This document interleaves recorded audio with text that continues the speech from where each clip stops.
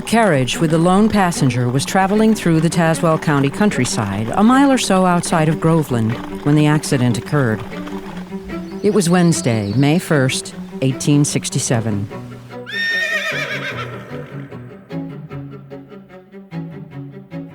It's not clear whether he struck a pothole or whatever, but he was thrown from the carriage.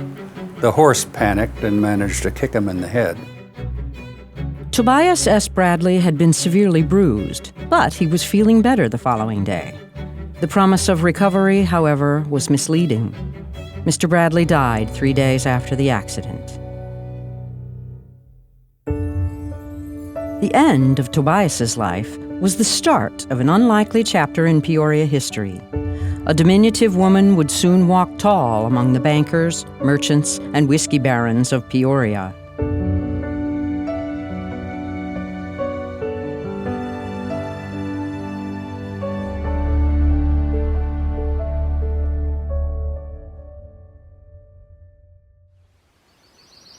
Sixth-generation American Lydia Moss was a Revolutionary War veteran who was present at the surrender of British General Charles Cornwallis at Yorktown. Moss moved his family from Virginia to Kentucky after the war, and subsequently across the Ohio River to southern Indiana. He purchased his first of 4 properties in 1814 in Switzerland County, 2 years before Indiana achieved statehood. We have a book on Revolutionary War pensioners, and that's where we got a lot of the information about the fact that he did own those lots of lands, and then the courthouse was able to find out the acreage, so he ended up owning over 500 acres. There has been historical mention that the Moss family lived near the Ohio River in Vevey, Indiana, but there is no written evidence of that. The 4 properties Zealy owned were in York Township, to the east of Vevey, and in Posey Township, even further east.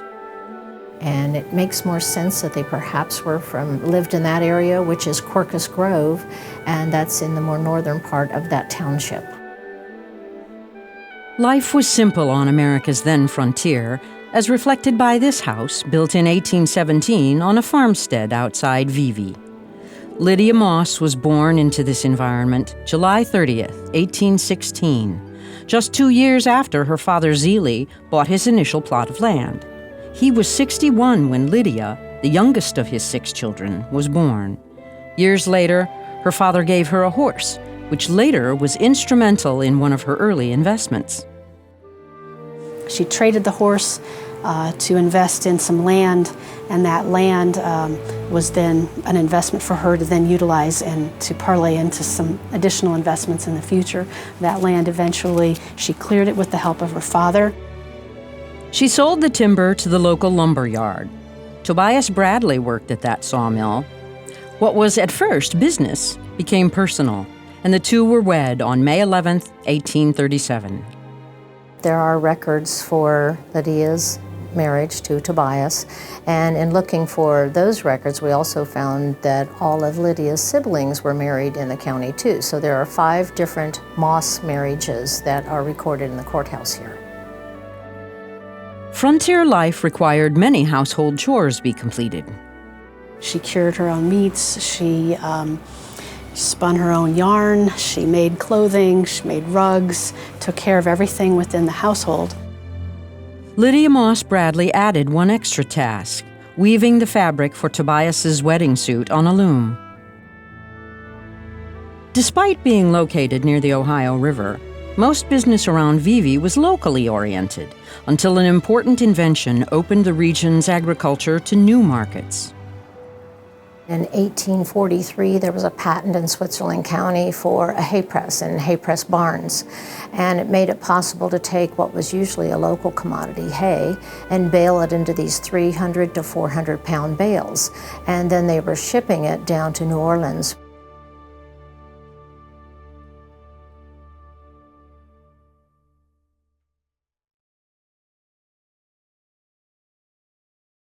The hay press came too late to keep Lydia's brother, William Moss, who was 18 years older than her, in southern Indiana. The small town of Peoria beckoned. He liked coming to frontier-like areas where there was a lot of room to maneuver in business. So he came first, became quite successful in a fairly short period of time in the area, thought that it offered more opportunities than Indiana did, and was instrumental in getting Tobias and Lydia to come. Enticed by William, Tobias and Lydia Moss Bradley left family behind to move to Peoria, a settlement of less than 4,000 residents. Peoria in 1847 was what might be called a raw town. But newspaper ads were a sign there might be opportunity for economic growth, and that was what had caught the eye of William Moss. He bought a steamboat for river commerce. This was before railroads. And he made Tobias the captain.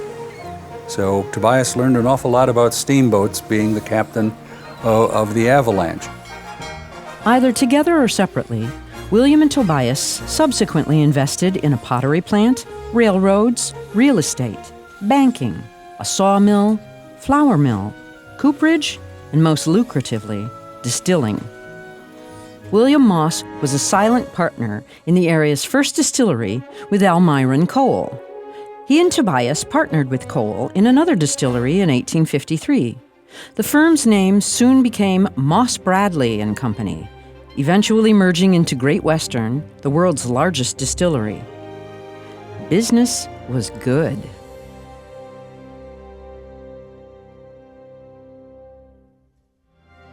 Even though there was very high infant mortality in that period, and it wasn't unusual for people to lose children, losing 6 of them was fairly unusual. Daughter Rebecca died in 1845 at age 6 before the move to Illinois. Lydia was pregnant when she, Tobias, and daughter Clarissa arrived in Peoria in the spring of 1847. She gave birth to Tobias Jr. in April, but the harshness of December took 2 more lives. First, Tobias Jr. at the age of 7 months, and then Clarissa, 16 days later, at age 4.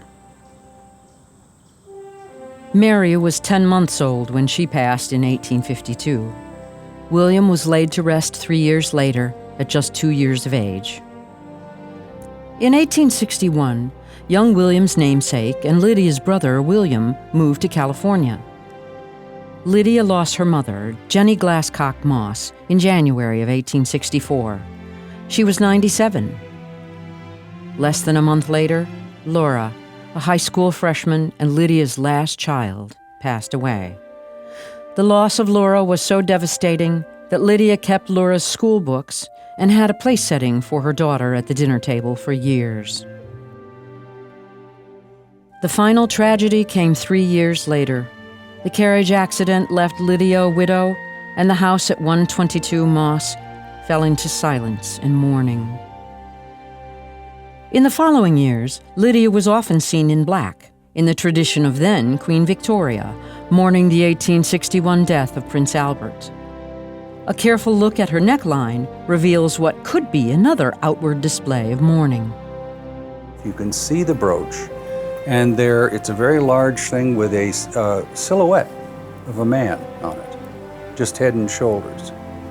And my educated guess would be that's Tobias. That would be in keeping with the mourning custom. But it's interesting that you see her wearing that even in advanced age.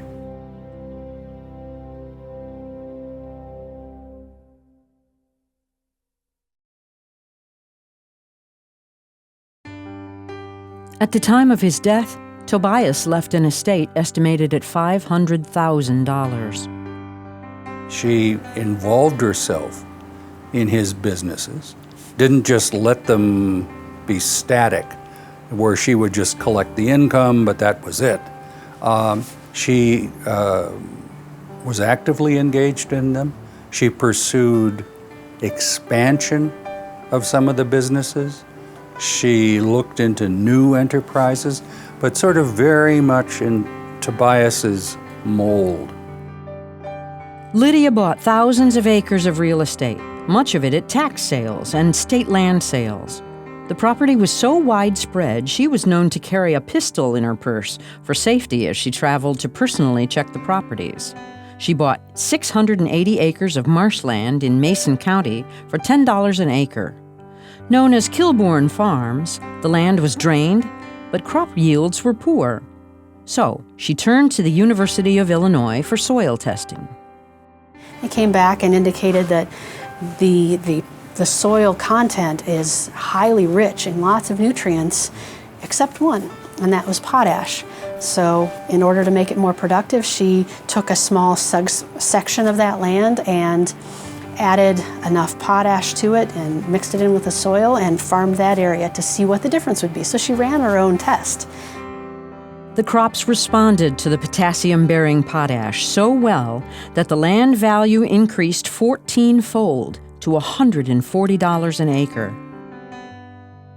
Her real estate extended to residential neighborhoods on Peoria's South Side and West Bluff. She sold off lots in the neighborhood, and also then with her involvement with banking and loaning money, she would give loans to people so that they could buy and build homes on the land as well. And she made the terms such that they were favorable for both the lender and the borrower.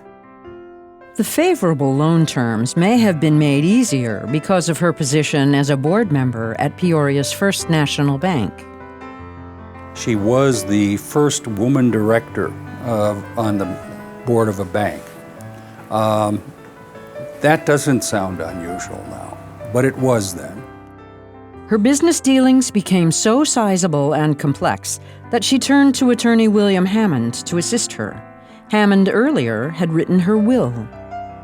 Mrs. Bradley asked him to be her full-time business manager, and Mr. Hammond would meet with her every morning at her house and go over the day's receipts and go over how all of her different investments were performing.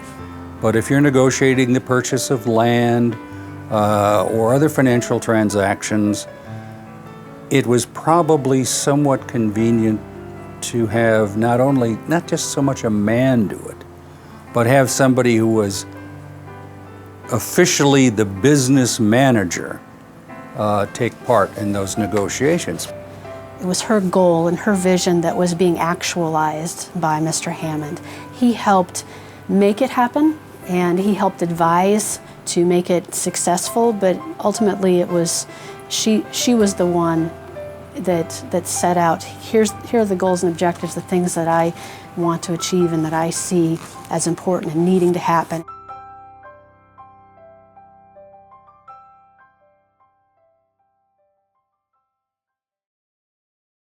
Old paperwork doesn't make it clear why Lydia remarried 2.5 years after Tobias died, but it does show she wed Edward Clark on December 30th, 1869. He was the brother of a Moss Avenue neighbor. What I thought was amazing with the second marriage and so on is she had a prenuptial agreement. In the late 1800s, when did a woman of wealth have a prenuptial agreement when they didn't even have voting rights? I mean, you look at this speaks to the drive and the impetus of the personality. The prenuptial agreement proved useful as, for unknown reasons, the marriage ended 3.5 years later.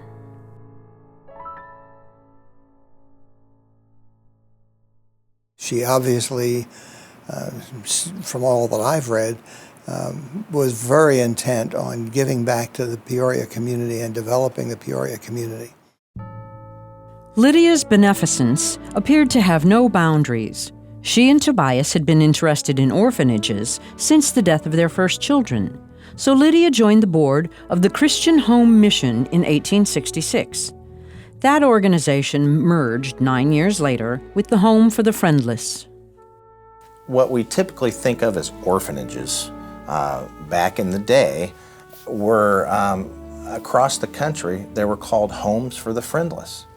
We have it etched on the building here at Knoxville in cement on the side, and it's an interesting piece of history when you look at the mission starting back in 1866, the impact of Lydia Moss Bradley in 1875 with the donation of the building, being on the board, getting her friends on the board, getting supporters and banks involved. All that came from Lydia Moss Bradley. Lydia and Tobias were members of the Universalist Society and Church, a liberal Christian denomination. Tobias donated land in 1866 for a new church building. He and Sidney Pulsifer pledged money for construction, but Tobias died a year later. Lydia, at this point, decided to hold off on honoring the pledge. I can guess it was because Tobias died without a will, and I would imagine Lydia was not able at that time to give away a lot of money. She had to make sure the estate was settled first. Pulsifer loaned money to the church for the construction, but 15 years later called for full payment of $30,000. He threatened to sell the building if payment could not be made. The church was unable to raise the funds. And that's when Lydia Bradley stepped forward and said that she would donate cash and real estate in order to pay Sidney Pulsifer his money. So basically, Lydia Bradley saved the church from being sold in the early 1880s. Lydia was a church trustee, following in the steps of Tobias. The church was known as Bradley Memorial First Universalist Church until 1899. Bond sales for the construction of Peoria's Grand Opera House were lagging. Lydia stepped forward with a $15,000 investment, which invigorated the sale of bonds. The three-story Queen Anne-style building opened on Hamilton Boulevard in 1882. Healthcare services were not keeping pace with the growth of Peoria. Nuns came from Iowa to provide medical care, but needed a facility to do so. Father Bach of St. Joseph's Church reached out to Lydia for help. Shortly after arriving in Peoria, in the fall of 1876, the sisters leased a small house on Southwest Adams Street from Mrs. Lydia Bradley for their first hospital and house. The Catholic diocese formed the following year under the leadership of Bishop John Spalding. The sisters eventually outgrew the house on Adams and turned to the bishop for help. Isaac Underhill, in 1841, had built a house with 20 bedrooms at 248 Bluff Street, now called Glen Oak Avenue. While there is no written record as to how, the bishop later became the owner of the house, but Lydia controlled the naming rights. She preferred the name Bradley Hospital, but the sisters wanted it called St. Francis. They paid $1 from Bishop Spalding to acquire the hospital, but the naming rights were not included in the purchase agreement. So two sisters visited Lydia Bradley to see if she would release the title of Bradley Hospital, and for $2,840, she agreed. That was in 1891. 3 years later, Lydia was instrumental in the creation of Peoria's park system. She gifted 130 acres that would become Laura Bradley Park, but the donation came with stipulations. As part of the agreement of donating the land for public benefit and a park, she required that the city develop a park board. So she required the establishment of a park board that would take responsibility for the upkeep and maintenance and sustainability of the park for years to come.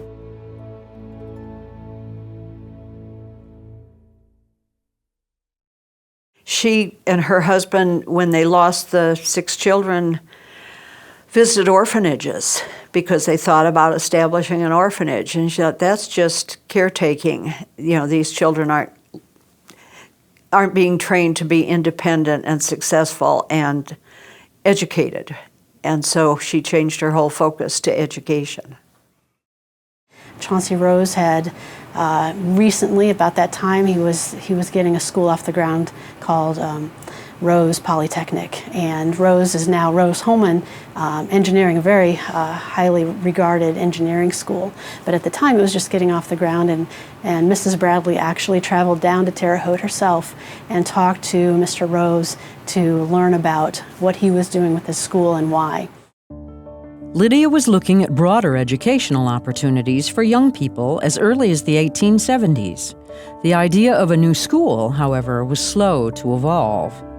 She included in her 1884 will a mention of a school to teach practical knowledge of the useful arts and sciences. As a first step toward that goal, in 1886, she purchased a business to fill a new factory building. Fredonia, New York had the Fredonia Watch Company, bought the whole works, moved it to Peoria, into the new factory building, where they called it, not surprisingly, at first the Fredonia Watch Company, then it became the Peoria Watch Company. The watch company closed in 1892, and Lydia had an empty building. At the same time, the Parsons Horological Institute in LaPorte, Indiana, had a burgeoning enrollment that exceeded its capacity of 100 students. Parsons had been in existence for 6 years. It had run into some financial problems because it was very popular and they needed money to grow. They were kind of stultified in their growth. Kind of following the same path that she did with the Fredonia Watch Company, she bought Parsons out. And literally, in the first catalog they show the equipment, the students, everything from Parsons being loaded onto a train and taken to Peoria, where they were installed in the empty watch company. Lydia's original intention, as stipulated in her 1884 will, was to wait until after her death to establish a school. She sent William Hammond to Chicago to learn how established schools were started. One school was the University of Chicago, where Dr. William Rainey Harper was its young, energetic president. Harper took an interest in what she was doing, came down, visited, talked to her, and among other things really pushed the idea that she ought to do it while she was still alive. Actually, a fairly commonsensical approach. What satisfaction are you going to take if you're dead? And this is helping people, when you could see it help people when you were there to interact with them. In his own agenda, Dr. Harper was trying to get affiliation agreements with other institutions that really would be kind of a junior college transition to the University of Chicago.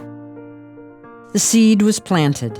Bradley Polytechnic Institute would rise on 20 acres thanks to Lydia's $500,000 contribution for buildings and equipment. Groundbreaking was April 10, 1897. Really, in a fairly short period of time, they had constructed the first 2 buildings on campus.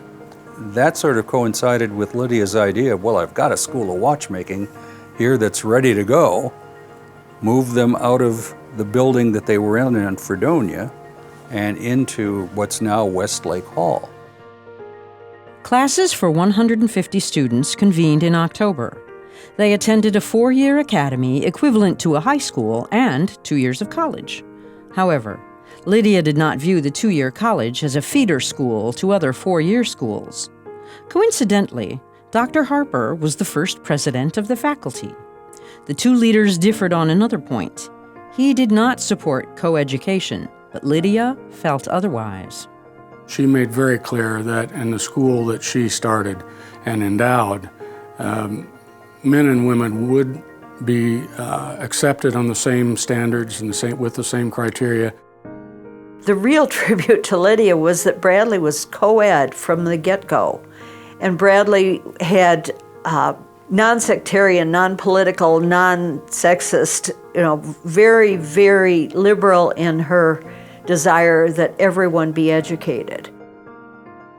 School colors were chosen in the first year when Lydia walked into the school dedication on October 8th and saw red carnations. Upon seeing the flowers, she reportedly said, "I like red." Dr. Harper agreed, adding, "And white shall go with it as its complement." The school year was divided into 3 quarters, with tuition $20 a quarter. Horology students learned other crafts like optics, and they attended class year-round. Time brought change to the campus. The academy for 9th through 12th grades was dropped. Bradley developed a 4-year curriculum in 1920 and became a university with graduate programs in 1946. As enrollment in many programs grew, attendance at the horology school dropped to unsustainable levels. What happened in 1961 was that they sold the contents of the school, the benches and the inventory and the tools and the equipment to Gem City College in Quincy. We talked with Dean George Wild, and he was very surprised that this was happening. He had not been told that they were going to sell off his part of his school. He was very upset that I even came over and to talk to him. And so he just sort of pushed me off. So we turned around and we went back home. While Dean Wild may have been unaware the horology school was for sale, there were signs of its future. Only 2 students made the transition to Gem City College. The sale was completed a few months later, and the equipment moved to Quincy. Some of the equipment used at Bradley is still in use at Gem City College today. One of Lydia's last gifts to the school, about a year before she died, she advanced more money to build a gymnasium. She would not live to see its completion.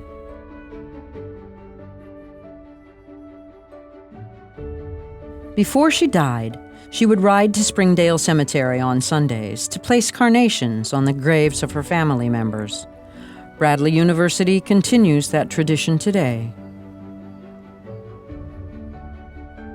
Lydia passed on Thursday morning, January 16, 1908, at the age of 91.